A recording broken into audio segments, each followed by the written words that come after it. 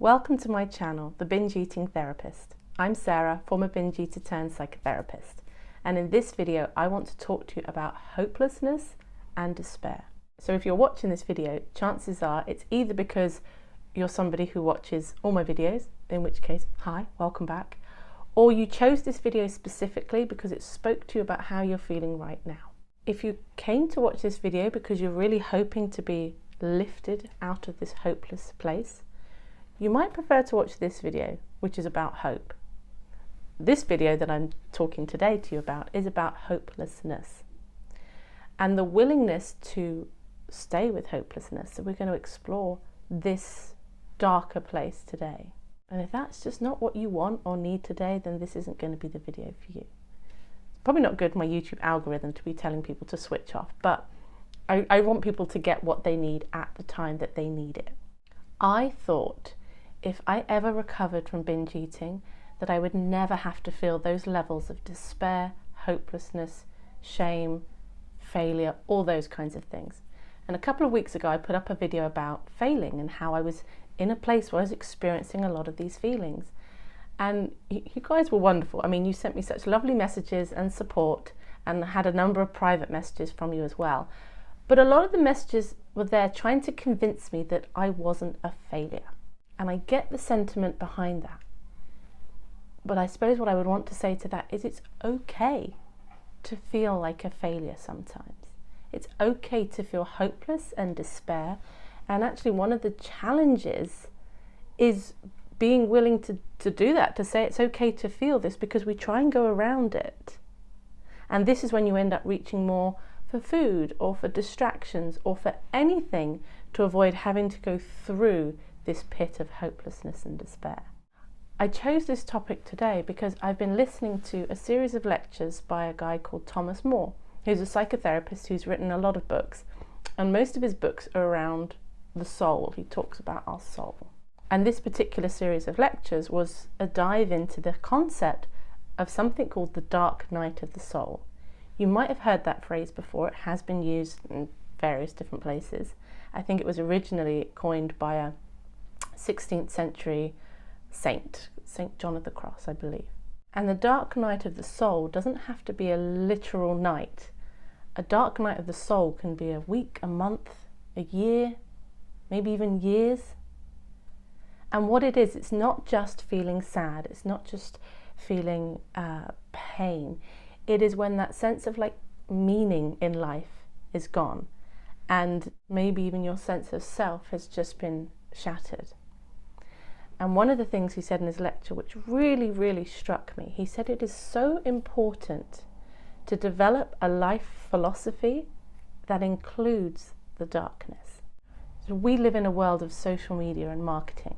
So we're constantly being bombarded with messages about how we are supposed to feel in order to be living our best lives. And Thomas Moore really delves into the gifts that can be received in the darkness. That it's a time of transformation, but that we can only use it to transform if we're willing to go into it. The more we resist and try to circumvent it, the more stuck we get, because we don't get to pass through. We don't get the darkness, as he sort of describes it, to do what it needs to do to us. So, I mean, what is a philosophy of life? A philosophy of life is, what is it you believe life is all about? What is it you believe makes life meaningful? The answers to those questions, that's your life philosophy. But unless it includes the pain as well, whenever you experience pain or quote unquote negative emotions, it feels like everything's annihilated, everything's gone wrong, everything is terrible. Going through things like despair, hopelessness, those dark places, changes us. When we emerge slightly differently. It's a place where we tend to reassess our values. If your life falls apart, it's kind of an opportunity to put things back together again a little differently. I know full well that I am who I am, and I do what I do because of the dark times. I don't think I have developed and grown as a person because of all the good times and all the things that have gone well and the way I wanted them to. I've developed as a person as a result of struggle, pain, despair, hopelessness. Now, I know when you're in it, it feels like it will go on forever. And when you can't see the light, the idea of staying there just seems like unbearable, counterintuitive. But what if these feelings are not trying to destroy you? What if they're trying to teach you something? I really believe in the importance of putting language around an experience as well. So really describing in words through writing or speaking what it is that you are experiencing and going through, because everything can feel terrible and overwhelming. And when we put words on things, we turn them into concepts. We start to process things when we put words onto them. So I really encourage people not to say things like, even I'm feeling hopeless. I think to say something like, I am experiencing hopelessness.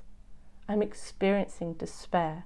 I'm experiencing a dark night of the soul, because everything just seems like it'll never be okay again. But this is an experience that we can move through. And all my darker feelings were put onto food, and they were put onto my body. So it just seemed to make sense to me. Recovery seemed so important, because if I could recover, those dark feelings would go away. And they don't. They don't rule my life. They're not even how I feel the majority of the time, but I go there. And as time's gone on, I become better and better, or I've been able to do it more often, to say to myself, I am experiencing whatever it is I'm experiencing.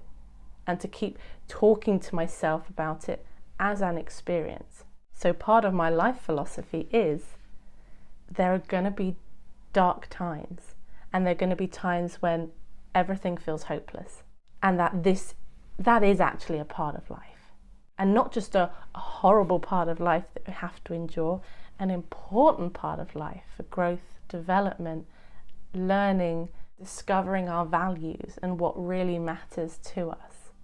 Because so much of the pain is quite often not living up to the expectations of what we think other people think our lives should be like, whether that's society at large, or whether it's family members or people in your lives. So I appreciate this is very philosophical. This involves going inwards. This is not me giving you some tips and tricks about how to feel better. It's an encouragement to allow yourself to feel, and to really think about, ponder about, like, your philosophy about life. What really matters to you?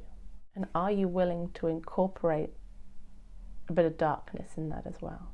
It's like a cocoon. I think the dark night of the soul.